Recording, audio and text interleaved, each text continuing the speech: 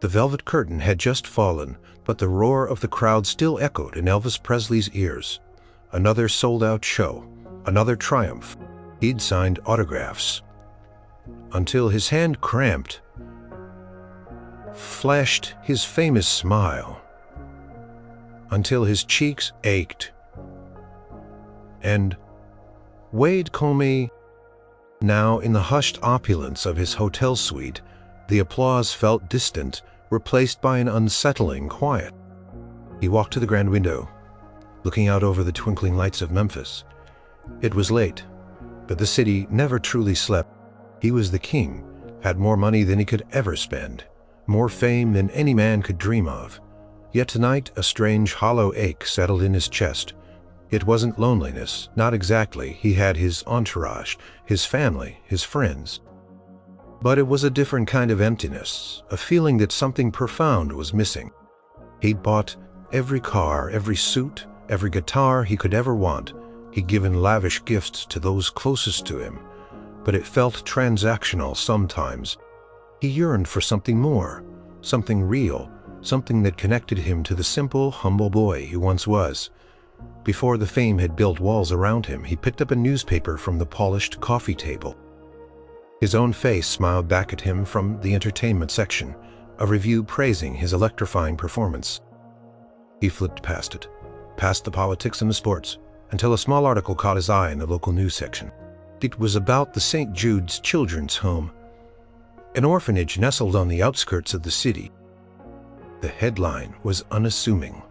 Local orphanage seeks donations for Christmas cheer.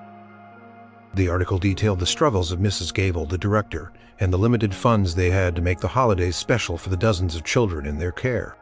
It mentioned worn-out toys, patched-up clothes, and the simple, heartbreaking wishes of children who only dreamed of something new, something truly their own. Elvis read it once. Then again, he pictured those kids, their faces, their hopeful eyes. He remembered his own childhood in Tupelo, Mississippi, how scarce money was, how a single orange at Christmas felt like a treasure. He remembered the thrill of a new toy, even a small, simple one, a rare and precious gift. He thought of his mother Gladys, and how hard she'd worked to give him and his daddy what little they had. He hadn't forgotten those days, not really. But sometimes the glitz and the glamour of his current life made them feel like a distant dream, a spark ignited within him, chasing away the hollowness. It wasn't about another car, another piece of jewelry. He remembered seeing a toy store downtown, a big sprawling place with display windows bursting with colorful delights. He'd driven past it countless times, barely noticing it, his mind on the next show, the next recording session. But now an image formed in his mind of that store, completely emptied of its wonders, and those wonders appearing in the hands of children who truly needed them. A crazy idea, some might say excessive. Over the top, but Elvis didn't do things by halves. He didn't want to send a few boxes of pre-selected toys. He wanted to do something grand, something unforgettable, not for the headlines, but for the sheer overwhelming joy it would bring. He wanted to bring Christmas to those kids in a way they could never have imagined. He wanted to create a memory that would last a lifetime for them. And maybe, just maybe for himself too. He stood from the window, a renewed energy coursing through him. The ache in his chest was replaced by a warm, exhilarating feeling. This wasn't about being the king of rock and roll. This was about being Elvis, the boy from Tupelo, who knew what it felt like to wish for something. Truly wish for it, and have it feel impossible. He picked up the phone. His manager, Colonel Parker, would probably try to talk him out of it, or at least try to spin it for publicity. But this time, Elvis wasn't asking for permission. He was making a decision. Tomorrow he would make a phone call to that toy store, the biggest one in Memphis. Tomorrow, something truly special was going to happen. The city lights outside his window no longer looked distant and cold. They sparkled like a million tiny promises, reflecting the growing excitement in his heart. For the first time in a long time, Elvis felt truly alive, truly connected to something meaningful beyond the stage. He imagined the wide eyes, the gasps of delight, the sheer unbridled happiness that he realized was the true music he wanted to create.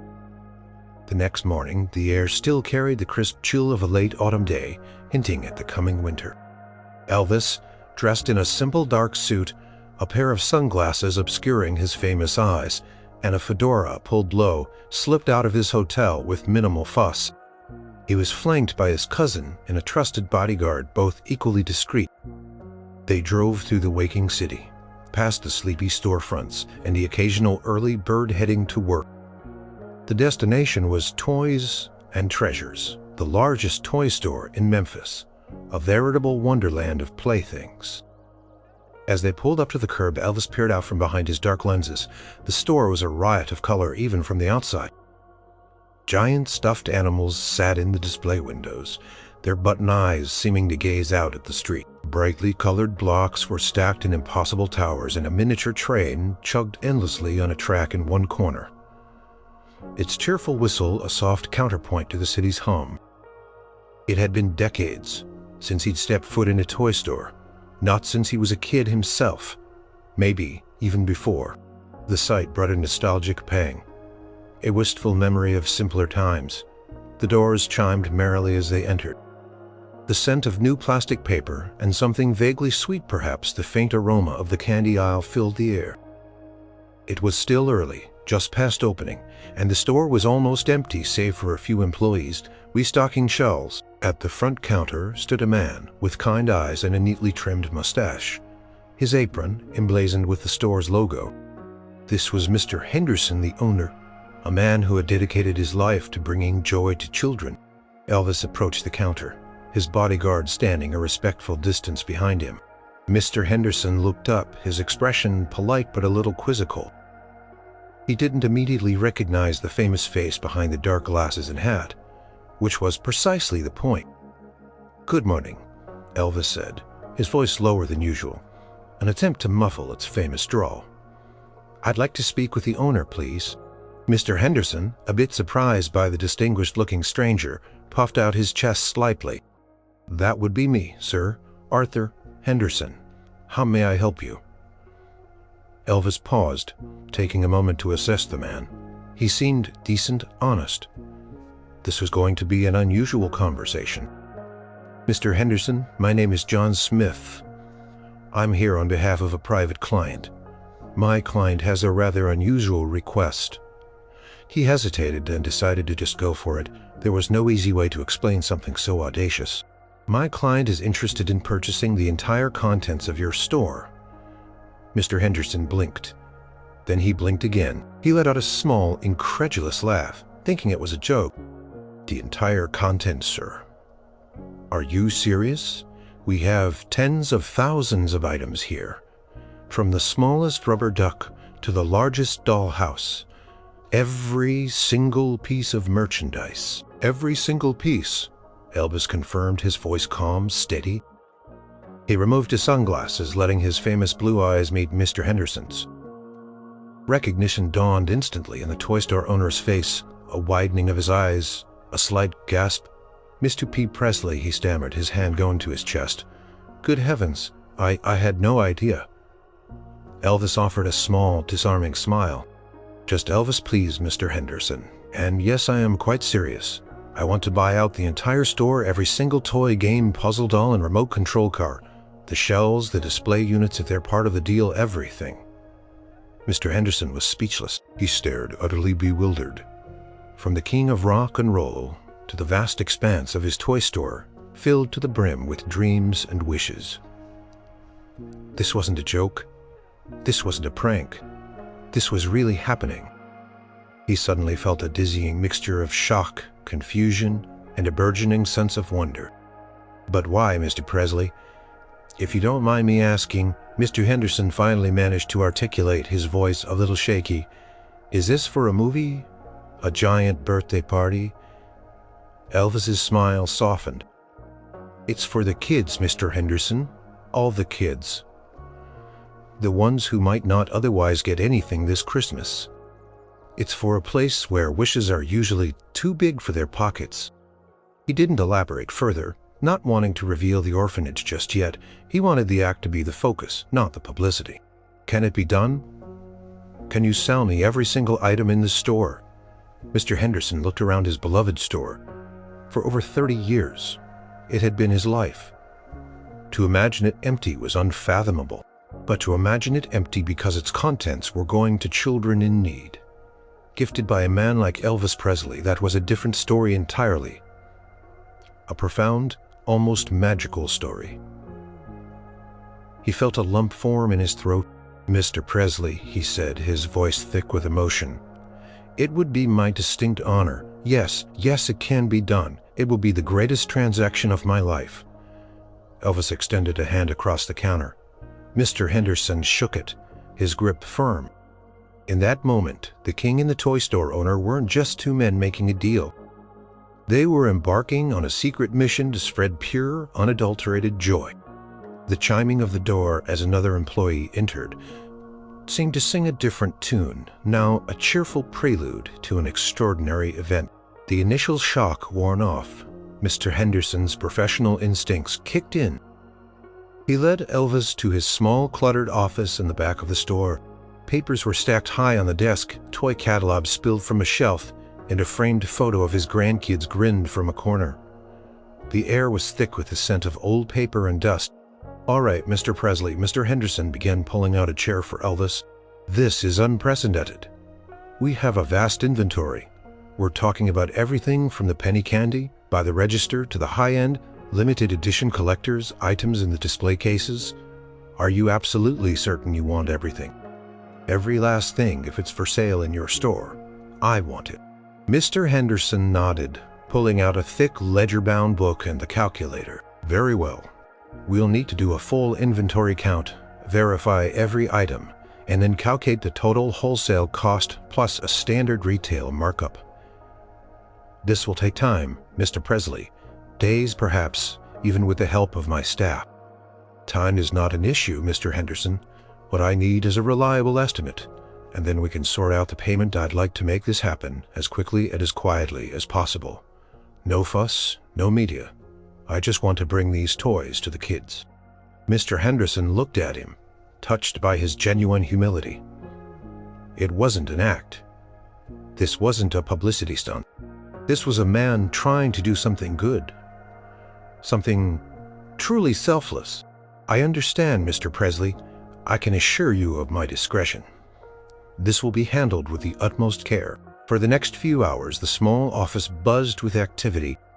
Mr. Henderson brought in his store manager, a sharp young woman named Brenda, who, after her initial shock at seeing Elvis, quickly grasped the magnitude and secrecy of the task. They began pulling up digital inventories, cross-referencing with physical counts, and making frantic phone calls to their distributors to get exact current prices for bulk items. Elvis sat patiently, occasionally sipping a coffee Brenda had brewed for him. He listened as they rattled off. Numbers, categories of toys, and logistical challenges. It was a dizzying amount of information, but he focused on the end goal. He didn't care about the precise model numbers of remote control cars, or the different types of Barbie dolls. He just knew that each item represented a potential smile, a moment of pure joy. At one point, Mr. Henderson looked up from his calculations, his brow furrowed. "Mr. Presley, the sheer volume of items we're talking about, needing multiple large moving trucks. Do you have a plan for transport, and where will they all go?" He was careful not to mention the orphanage, respecting Elvis's desire for privacy. Elvis had thought about this. "I have a team that can handle the logistics. They'll arrange for the trucks and the delivery. I'll give you the destination when we're ready. For now, just focus on getting a total, and I'd like everything packed securely, ready for transport. Boxes, wrapping paper, bows." He wanted the children to experience the joy of unwrapping, the magic of discovery. As the morning wore on, the numbers on Mr. Henderson's calculator grew larger and larger, digits piling up like the mountains of toys within the store. Occasionally he'd pause, shake his head in disbelief, and then continue. Brenda, meanwhile, was coordinating with other staff members, discreetly beginning the initial phase of boxing up less popular or smaller items in the back storeroom, away from the public eye. they told curious colleagues. It was for a large special order online fulfillment, a believable fib in the age of growing mail-order businesses. Finally, just before lunchtime, Mr. Henderson pushed the calculator across the desk, its display showing a staggering sum. He looked at Elvis, his face a mixture of awe and exhaustion.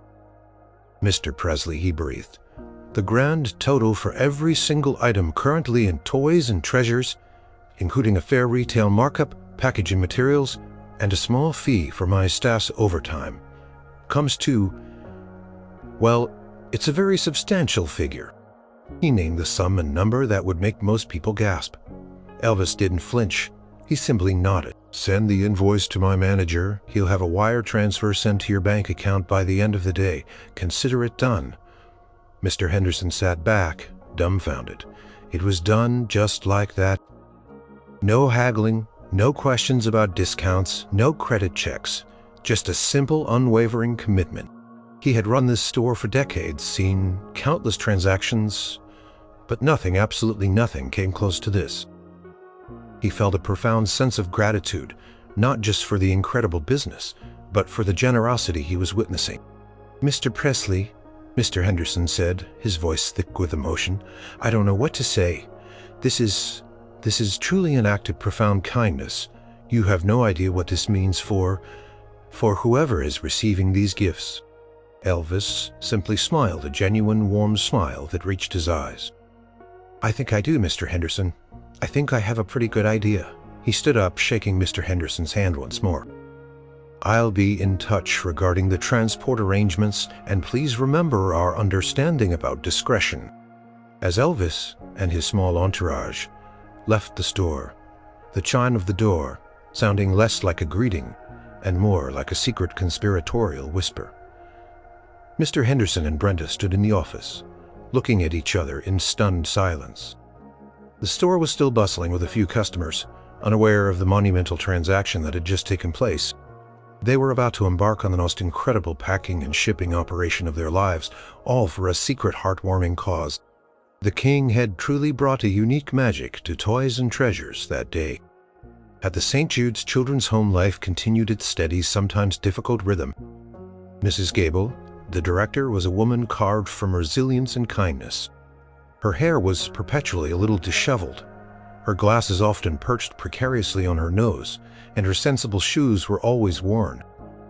She ran the orphanage with a tight budget and an even tighter embrace of love and dedication. Christmas was just weeks away, and her heart felt heavy with the familiar weight of not being able to do enough. Decorated with paper snowflakes and attired or absorbed in their various activities, Lily, a quiet girl of 9, with a thoughtful expression and nimble fingers, sat in a corner, carefully drawing in a worn sketchbook. Her drawings were usually of princesses and grand castles, but today she was sketching a beautiful doll with flowing hair and a fancy dress, a doll she'd seen in a catalog once, a doll she knew she'd never own.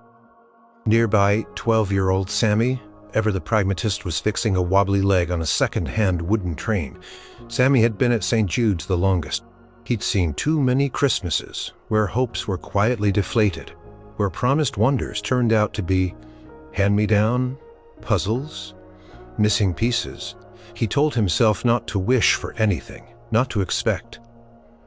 It hurt less that way. Still, in a secret part of his mind, he harbored a wish for a model airplane kit, one with intricate parts that would challenge him. Little Michael, barely 5, bounced a deflated rubber ball against a wall, humming tunelessly. He wasn't old enough to fully grasp the concept of Christmas wishes beyond the general excitement, but if someone asked, he'd whisper about a shiny red train, one that zoomed fast and whistled loud just like the one he'd seen in a book. Sarah, the oldest at 16, moved among them, helping Mrs. Gable with the younger ones. Sarah was like a big sister to all of them, helping with homework, mediating squabbles, and offering comfort. She knew the struggles firsthand. She also knew how much a small gesture of kindness could mean. She was helping Mrs. Gable sort through a box of donated clothing, most of it ill-fitting or out of style. "We really need some new socks, Mrs. Gable," she observed gently. "And maybe some pajamas," Mrs. Gable sighed, running a hand through her already messy hair. "I know, dear. I've put in a request with the local charities, but their funds are stretched thin this year. We'll make do we always do." She tried to sound optimistic, but her voice held a note of weariness. She looked at the meager pile of wrapped gifts she had managed to scrounge together. A few books, some crayons, a couple of board games missing pieces. It wouldn't be much of a Christmas. Meanwhile, across town at Toys and Treasures, the packing operation was in full swing. Mr. Henderson and Brenda had rallied their staff, working late into the night. The large wire transfer from Elvis's manager had arrived promptly, stunning Mr. Henderson once again with its efficiency and sheer size. The news of the special inventory order had spread through the store, whispered in hushed tones between aisles. Employees, initially confused and intrigued, were now buzzing with excitement. They didn't know who the toys were for, but the sheer scale of the order suggested something extraordinary. "Did you hear?" one stockboy whispered to another as he stacked boxes of Legos. "They say some rich fella bought the entire store."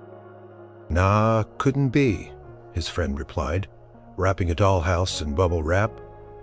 "Must be for some giant department store or something." "But Mr. Henderson looks like he's won the lottery and Brenda's practically floating," the first stockboy insisted. "And they're being super secretive about it." The whispers grew, morphing into a delightful rumor. Nobody knew the truth, but the air in the store was charged with a sense of wonder. The employees worked with an almost frenzied energy, carefully packing each item from the smallest toy car to the largest playset into sturdy cardboard boxes. Each box was meticulously labeled. It felt less like work and more like preparing for a magical event. They were creating an enormous, mysterious treasure chest.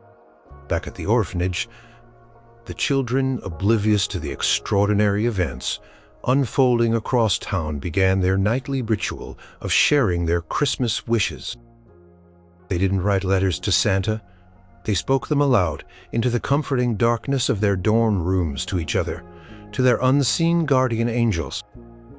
"I just want a new pair of shoes," whispered one boy, his current ones worn through at the soles. "A coloring book with all the colors," said a little girl, holding up her single broken crayon. Lily clutched her sketchbook, the drawing of the doll folded inside. She didn't voice her wish out loud. It felt too grand, too impossible. "Don't waste your breath, kid. Wishes are for fairy tales." But even as he said it, he pictured the sleek silver wings of the model airplane he dreamed of. Michael, already half asleep, simply murmured, "Choo-choo train," before drifting off. Mrs. Gable, listening from the hallway, felt her heart ache with familiar helplessness. She wished she could give them everything their little hearts desired. She wished for a miracle. Little did she know that miracle was already being packed into countless boxes, meticulously labeled and quietly prepared for an unprecedented journey that would change everything. The whispers in the toy store were about to become a joyous roar for the children of St. Jude's. Days later, a fleet of large moving trucks gathered in the vast parking lot behind Toys and Treasures. The scene was something out of a logistical planner's wildest dream or nightmare. Boxes upon boxes stacked high on pallets were being carefully loaded onto the trucks by a team of professional movers. The air hummed with the sound of forklifts, the squeak of packing tape, and the quiet efficiency of men and women working with a purpose. Elvis was there, of course, no longer in disguise.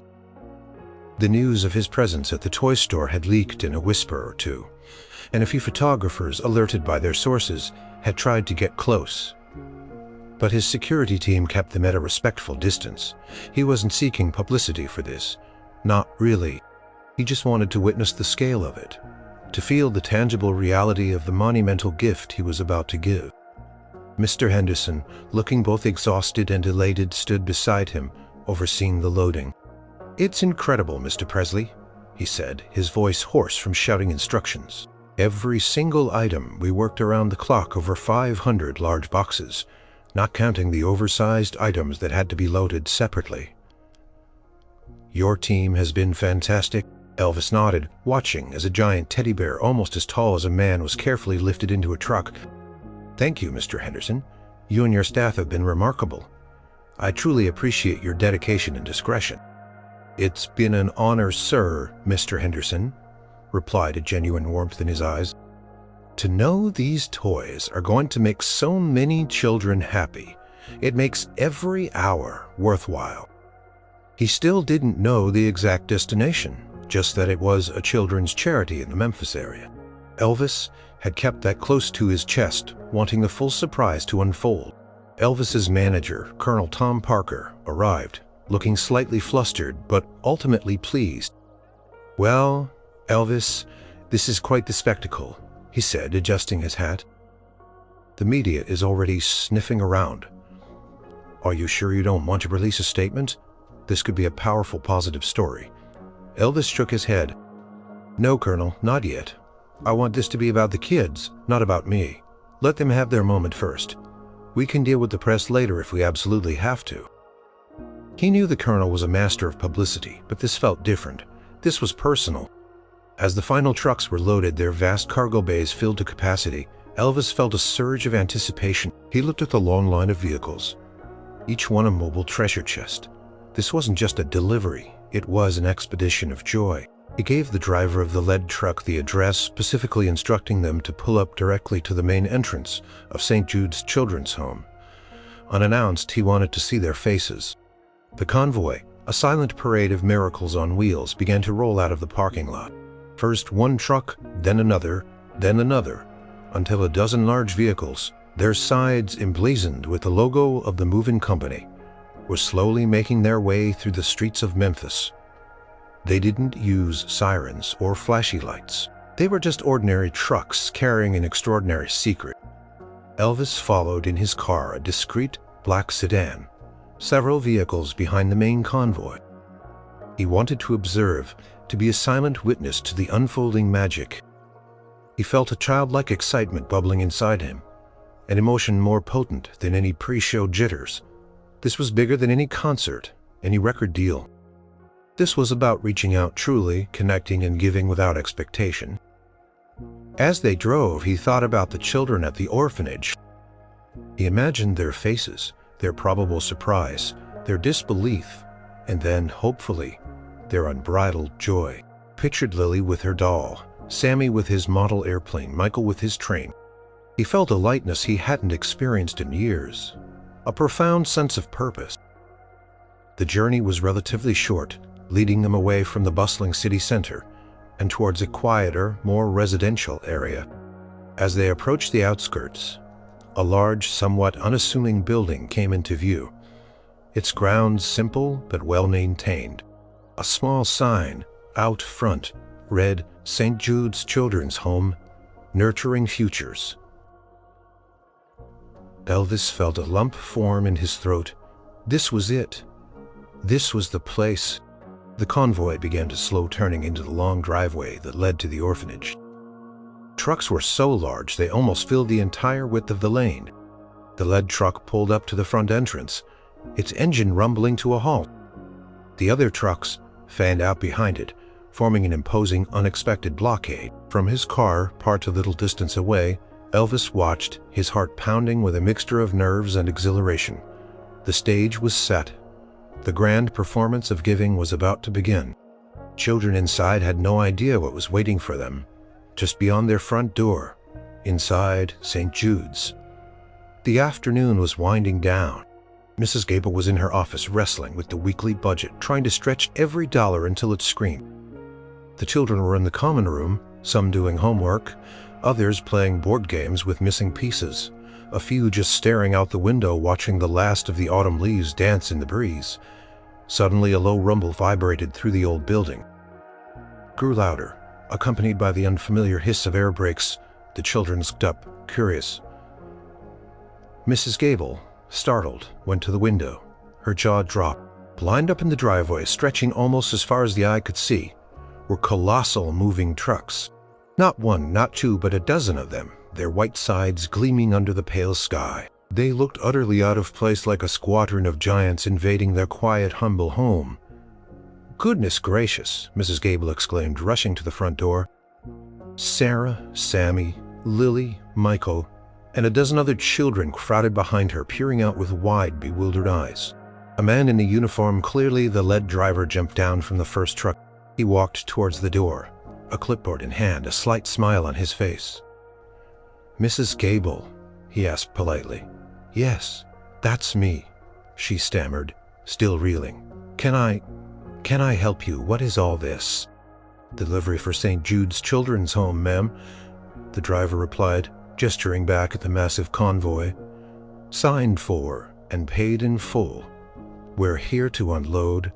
"Delivery?" Mrs. Gable echoed, utterly confused. "But we haven't ordered anything this large." "We certainly couldn't afford it," she worried. It was a mistake, a mix-up, and that the trucks would drive away, leaving the children disappointed. "No mistake, ma'am," the driver assured her, his smile widening. "It's all for you. Every single one of these trucks is full." He then motioned to his team. "All right, boys, let's get to it. Bring out the ramps." Within moments, a flurry of activity erupted. Backs of trucks descended, ramps extended, and burly movers began to emerge, pushing hand carts laden with boxes, mountains of boxes. Brown cardboard boxes, all neatly taped and labeled, and surprisingly festive, despite their plain appearance. The children gasped. They stood transfixed, pressing their faces against the glass of the front door. Then, cautiously stepping out onto the porch, Sammy, ever the skeptical one, squinted. "What is it? Are they bringing us new beds, or maybe a new kitchen?" His tone was laced with suspicion. Lily, however, felt a strange flutter in her chest. These boxes looked different from the usual donation boxes. They looked purposeful, new. Michael just pointed and giggled, fascinated by the sheer size of the truck. Mrs. Gable, still in a daze, watched as the first few boxes were wheeled past her. She saw labels like games, dolls and action figures, arts and crafts, building blocks. Her eyes widened. It couldn't be. Not with their budget, not for so many. From his discreet vantage point down the street, Elvis watched the scene unfold. His heart swelled. He saw Mrs. Gable's stunned face, the children's incredulous expressions. He saw the movers efficiently and reverently begin to carry the boxes into the main entrance, piling them carefully in the spacious common room. Common room, usually a place of quiet play and study, was rapidly transforming. Boxes grew into towers, then mountains. The air began to fill with the faint, exciting smell of new toys. The children, initially hesitant, slowly started to venture closer. Their curiosity overcoming their bewilderment. "Look," one little girl shrieked, pointing. "This one says stuffed animals," another boy gasped. "And this one says cars and trucks." The general murmur of confusion began to shift into a low hum of excitement. Mrs. Gable finally, finding her voice, approached the lead mover. Who sent all this? Who's responsible for such an incredible act of generosity?" The mover just smiled, a knowing glint in his eye. "Our instructions were to deliver it. The benefactor wished to remain anonymous, ma'am. They just wanted to make sure these boxes found their way to the children. Anonymous." Mrs. Gable looked at the overwhelming abundance of boxes, tears welling in her eyes. So many children, so many Christmases, and never anything like this. A miracle, a true, undeniable miracle. Sammy, still cynical, decided to be brave. He nudged a box with his foot. "It's probably just old junk from someone's attic," he muttered, but his eyes were darting around. Unable to hide his growing awe, Lily, on the other hand, felt a surge of hope. She saw a label on one box, "Dolls Ages." Could it be? Could her silent wish, the one she drew in her sketchbook, possibly be coming true? As more and more boxes were brought in, filling every available space in the common room, the reality began to sink in for the children. This wasn't just a few donations. This was an avalanche. This was a flood. This was everything. From the street, Elvis watched the children's faces as the initial shock gave way to a burgeoning excitement. Their eyes, once guarded, now sparked with a raw, unadulterated hope. He could feel the shift in the atmosphere even from this distance. The joy was palpable, a quiet hum that resonated with his own beating heart. He knew this was just the beginning. The real magic would happen when the boxes were opened. He stayed content to be a silent observer for a little while longer, letting the moment sink in, letting the children process the unbelievable truth of what was unfolding before their very eyes. The common room of St. Jude's Children's Home had transformed from a humble gathering space into a veritable fortress of cardboard. Boxes of every size and shape were stacked almost to the ceiling, leaving narrow pathways for the movers to navigate. The children, initially awestruck, were now buzzing with an energy that felt almost electric.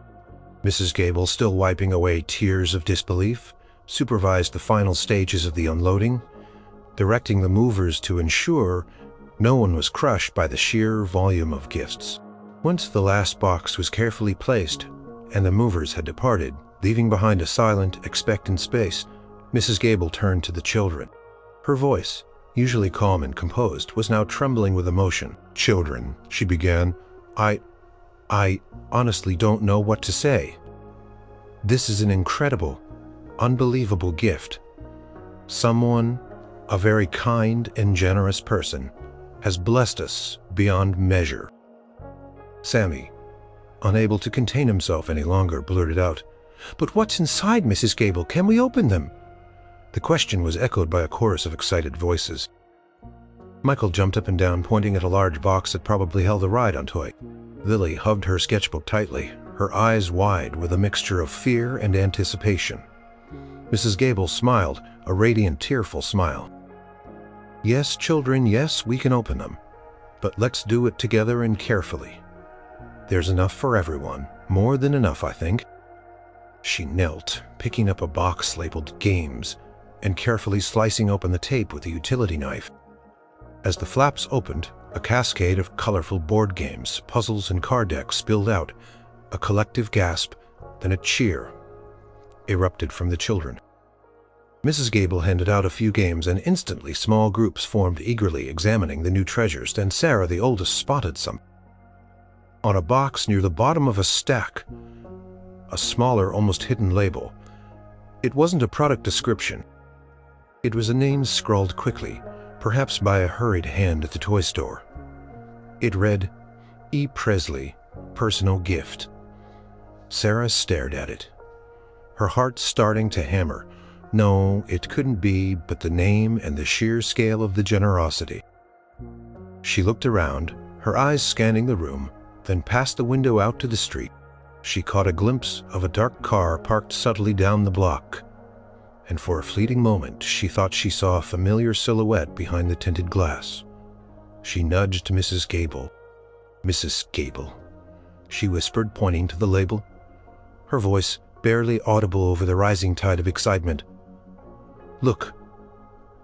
This box. It has a name. E. Presley."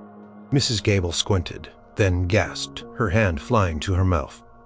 No, it couldn't be. That's impossible." But as she processed the name, the pieces of the puzzle clicked into place. The sheer volume of toys, the utter anonymity of the donation, the incredible, almost mythical generosity. Only one person in Memphis, perhaps in the world, could orchestrate such an act. Just then, the front door of the orphanage quietly opened again. And there, standing framed in the doorway, was Elvis Presley.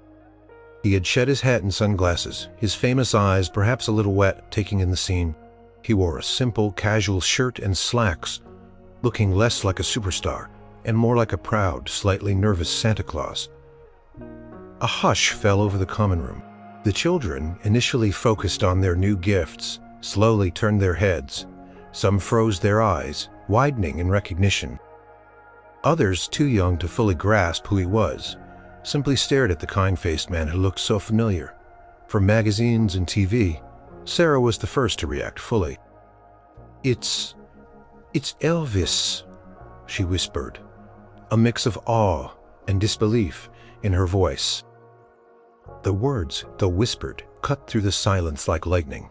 A ripple went through the room. Elvis, the king? No way. Then pandemonium. The older children, Those who knew his music, his fame, gasped and pointed. Some screamed with excitement, others burst into tears of pure joy and wonder. The younger ones, catching the infectious energy, simply clapped and cheered, running towards him, their small arms outstretched. Elvis, initially taken aback by the sudden frenzy, quickly knelt, opening his arms. Children swarmed him, clinging to his legs, reaching for his hands. His heart swelled to bursting. This was it. This was the moment he had imagined, amplified 100-fold. Lily, still clutching her sketchbook, finally let go and ran towards him, her drawing forgotten. Sammy, his cynicism momentarily forgotten, stared open-mouthed, a brand-new remote control car forgotten at his feet. Michael, recognizing a friendly face, toddled up and tugged on Elvis's pant leg, a big toothless grin on his face. Mrs. Gable, tears streaming freely down her face, finally managed to compose herself enough to approach him. "Mr. Presley," she said, her voice choked with emotion. I don't know how to thank you. This is the most extraordinary thing that has ever happened to these children, to all of us." Elvis stood up, gently disengaging from the throng of children. For a moment he took her hand, his famous smile radiating warmth.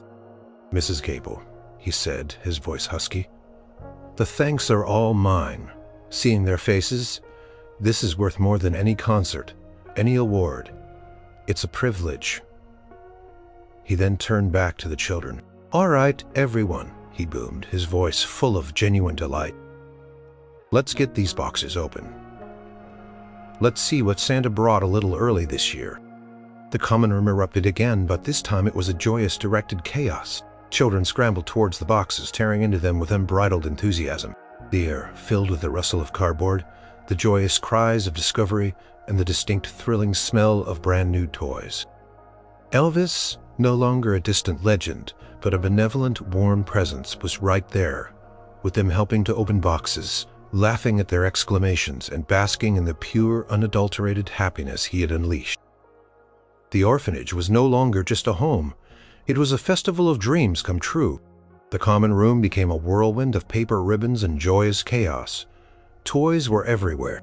Dolls with real eyelashes, shiny model cars, sprawling train sets, intricate Lego castles, buckets of colorful art supplies, and enough board games to last a lifetime. The children, their faces alight with wonder, tore into the boxes with an energy that seemed boundless. Elvis moved through the joyful throng, kneeling to help a little boy untangle a fishing rod, showing a girl how to wind up a tiny ballerina, laughing as he helped another child operate a remote control robot that zipped across the floor. He wasn't just a donor, he was an active participant in their delight. He spotted Lily sitting a little apart from the main group, a small wrapped box clutched in her hands. Her eyes were wide and a nervous smile played on her lips. She hadn't opened it yet. Elvis knelt beside her. "What's that you got there, little lady?" he asked, his voice soft. Lily looked up, her usually reserved expression replaced by a look of awe. "I think it's a doll," she whispered, her voice barely audible. "I saw a box that said dolls." "Well, let's open it then," Elvis encouraged, his eyes twinkling, eye for top. With trembling fingers, Lily carefully tore the paper. Inside, nestled in tissue, was the doll from her sketchbook. Beautiful, with long, flowing brown hair, a fancy blue dress, and kind eyes. It was even more beautiful than she had imagined. She gasped she breathed, tears welling in her eyes. "She's just like in my drawing." She looked at Elvis, her small face radiating pure, overwhelming gratitude. "Thank you, Mr. Presley. Thank you so much." Elvis's heart melted. He gently touched her shoulder. "You're very welcome, Lily. She's a special doll just for a special girl like you." He watched her carefully unwrap the doll, holding it as if it were the most precious treasure in the world. A few minutes later, he found Sammy still looking a bit dazed, standing beside a large box labeled Model Kits. Elvis remembered Sammy's earlier cynicism. "Find anything good in here, young man?" Sammy kicked at the box with his foot. Yeah, I guess. Lots of plastic pieces. Don't know if I can even put it together. But his eyes betrayed his true feelings. Inside the box was a complex model airplane kit, complete with tiny engines and intricate instructions. It was exactly what he had secretly wished for. "I bet you can," Elvis said, picking up the box and examining it. "Looks like a real challenge." "That's a good thing. A real good thing. Shows you what you can do if you put your mind to it." He looked at Sammy, a knowing smile on his face. "You ever flown a real plane, Sammy?" Sammy shook his head, a slight grin finally breaking through his usual tough facade. "Nah, only in my dreams." "Well, maybe this is a start," Elvis said, nudging the box. "And who knows, maybe one day you'll be flying a real one. Don't ever stop dreaming, son."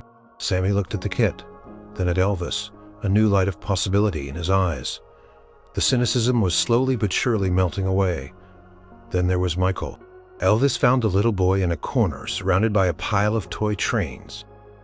Michael was holding a bright red engine, his face smeared with chocolate from a candy he'd found. Chugged the train along the floor, making soft, choo-choo noises. "Is that the shiny red train you wanted, Michael?" Elvis asked, kneeling down. Michael looked up, his eyes wide and innocent. He nodded, then held out the train to Elvis. "For you, Elvis," he said, generously offering his new treasure. Elvis's eyes glistened. He gently took the train, admired it, and then carefully handed it back to Michael. "Thank you, Michael, that's a very kind offer. But this is your train, your special train. You play with it and make it go really fast, okay?" Michael giggled, clutching the train. "Fast," he repeated, and continued his play. Elvis spent hours with the children, playing games, helping with puzzles, listening to their excited chatter. He heard their stories, their dreams, their small triumphs and disappointments. He saw the resilience in their eyes, the hope in their smiles, and he felt a connection deeper than any he had ever experienced on stage. This was real. This was pure. Later, as the sun began to set, casting long shadows across the now toy-strewn common room, Elvis found Mrs. Gable standing quietly by the window, watching the children. "They've never seen anything like this, Mr. Presley," she said, her voice soft. "Most of them have never owned a brand new toy in their lives. You've given them more than just toys. You've given them hope. You've given them a reason to believe in miracles." Elvis looked at her, his own heart full. "They're wonderful children, Mrs. Gable. Truly wonderful. You're doing a fantastic job with them." He paused, then continued. "My own childhood, it wasn't always easy. I know what it's like to dream big and wonder if those dreams can ever come true. I just wanted to show them that sometimes they can." He stayed until the children were beginning to wind down, their excitement replaced by a contented exhaustion. As he prepared to leave, a little girl tugged on his shirt. "Will you come back?" Elvis smiled. A genuine, heartfelt smile. "You never know," he said, winking. "Santa always keeps an eye on good boys and girls." As he stepped out into the cool evening air, leaving the warm, joyful chaos behind, Elvis felt a profound shift within himself. The hollowness that had plagued him for so long was gone, replaced by a deep, abiding sense of peace and fulfillment. He hadn't just given toys. He had given a piece of his heart, and in return he had received something far more precious than fame or fortune. The pure, unadulterated joy of making a difference in the lives of those who needed it most. This was the greatest show he had ever put on, and it had no audience save for the grateful hearts of children. The next morning the news spread like wildfire, not by Elvis's design, but by the sheer undeniable magnitude of his generosity. A milkman saw the trucks. A delivery driver wondered why a famous car was parked near the orphanage. A few children, still buzzing with excitement, couldn't help but tell their school friends, who then told their parents. Soon, local reporters, initially following vague rumors of a massive delivery to St. Jude's, pieced together the incredible story. Photographers descended on the orphanage, their cameras flashing, news vans parked outside, reporters clamoring for interviews. Mrs. Gable, initially overwhelmed, handled the situation with grace and dignity. She spoke of the children's joy, the profound impact of the gift, and praised Elvis's kindness without revealing too many personal details. Elvis, back at his hotel, saw the headlines. The King's Christmas Miracle for Orphanage Kids. Elvis empties toy store for St. Jude's. His picture was splashed across every front page, not as a performer, but as a benevolent figure, a real-life Santa Claus. Colonel Parker, ever the pragmatist, was ecstatic. "See, Elvis, I told you this would be big. This is fantastic publicity, just fantastic." But Elvis wasn't focused on the publicity. He was reading the quotes from Mrs. Gable, from the children. He saw a photo of Lily clutching her doll, a radiant smile on her face. He saw Sammy looking almost proud, holding up a completed model airplane. He even saw a blurry picture of Michael still hugging his red train. The articles talked about the sheer volume of toys, the incredible cost, the unprecedented act. But what truly resonated with Elvis were the words of the children themselves. They spoke not just of the toys, but of feeling, seen of feeling, cared for, of believing in magic again. "I never thought I'd get a new doll," Lily was quoted saying, "especially not one just like I dreamed of. Elvis is like a real-life fairy godfather." Sammy, in his own gruff way, admitted, "I thought it was all just a joke at first, but when I saw all the boxes and then Elvis, I knew it was real." He did. That's pretty cool." The stories poured in, not just from the orphanage, but from the toy store. Mr. Henderson gave interviews, his voice thick with emotion, describing the unbelievable transaction and the King's quiet determination. He spoke of his pride in being part of such a momentous event. His business, previously just a local favorite, was now famous.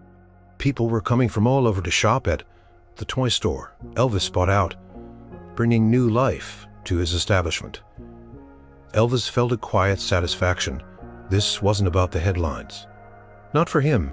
The feeling of seeing those children's faces, the genuine, unadulterated joy in their eyes, was a far greater reward than any #1 hit. He realized something profound in those days, following the delivery.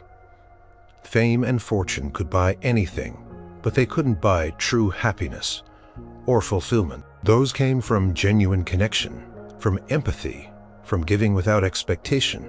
He started thinking differently. He'd always been generous, but often impulsively grand gestures for friends and family. This was different. This was targeted.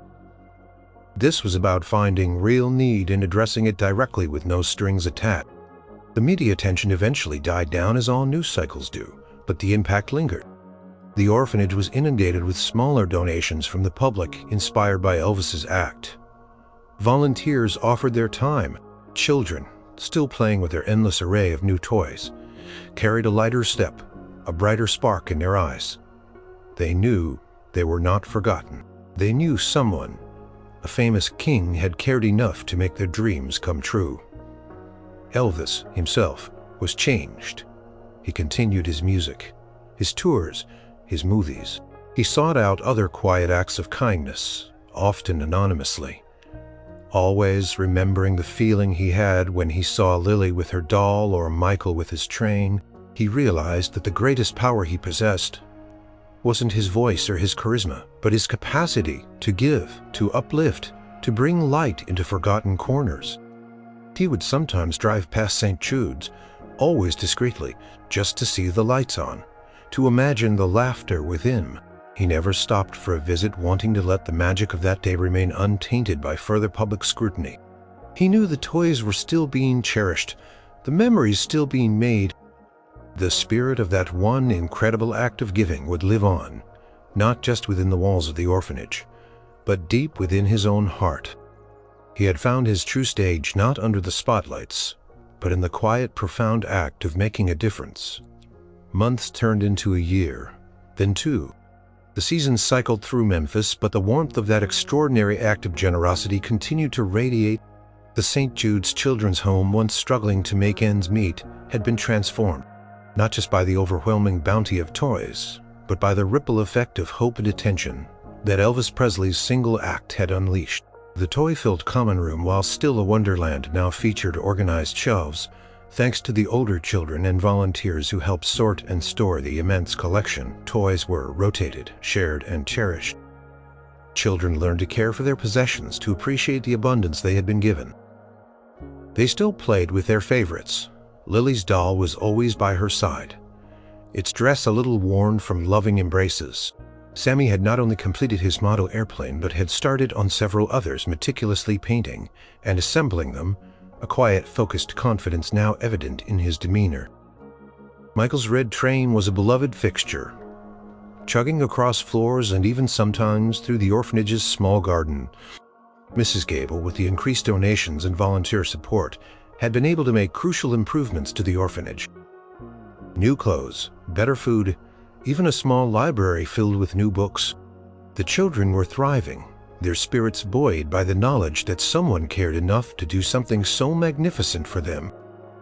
The story of Elvis and the toy store had become a cherished legend within the orphanage, a testament to the unexpected kindness of the world. Mr. Henderson's Toys and Treasures was also flourishing. The initial burst of fame had settled into a steady, loyal customer base. People came from neighboring towns drawn by the story, wanting to buy from the store that had been part of a Christmas miracle. Mr. Henderson, still slightly awed by the memory, would often recount the story to curious customers, always emphasizing Elvis's quiet sincerity and profound generosity. His business was more successful than ever, a happy consequence of an act driven by pure heart and Elvis himself. He was still the king, still performing to screaming crowds and making records that topped the charts, but his life had gained a new dimension. The emptiness he had felt before that fateful newspaper article had been filled. Continued to perform random acts of kindness, often anonymously, sometimes on a smaller scale, sometimes grand gestures that mirrored his toy store buyout. He'd buy new instruments for struggling musicians, pay for medical treatments for those in need, or send unannounced care packages to families he heard were facing hardships. He rarely spoke of the toy store incident, publicly preferring to let the story speak for itself. But in quiet moments, he would think of Lily's luminous smile, Sammy's budding confidence, Michael's innocent joy. Those memories were his true treasures. They had taught him that the greatest applause wasn't for his voice on stage, but for the quiet, resonant echo of a heart truly given. One sunny afternoon, a year or so after the big delivery, Elvis found himself driving past St. Jude's. It was a casual drive, just him and his thoughts. He slowed down, looking at the building. A group of children were playing outside, their laughter clear and bright in the autumn air. He saw a boy, perhaps Sammy, expertly flying a large, intricate model airplane he recognized from the toy store. He saw a little girl, possibly Lily, pushing a baby doll in a tiny stroller. And then he saw Michael, a little older now, riding a small red tricycle, its wheels spinning fearing sound. He smiled, a deep, contented smile that reached his eyes. He didn't need to stop, didn't need to be seen. The impact was clear. He had planted a seed of hope, and it had blossomed beautifully. As he drove away, a quiet melody started to form in his mind. Not a rock and roll anthem, but a gentle, heartfelt tune.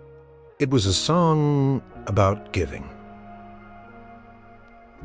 about the unexpected joy found in kindness, about the magic that happens when you reach out and touch another life. Elvis Presley, the king, had found his true calling, not just in the music he made, but in the profound, lasting legacy of love he chose to leave behind. The toys were just the beginning. The real gift was the hope that now thrived within those walls, a melody of kindness playing on in countless young hearts, forever changed by one extraordinary man's dream of bringing Christmas a little early.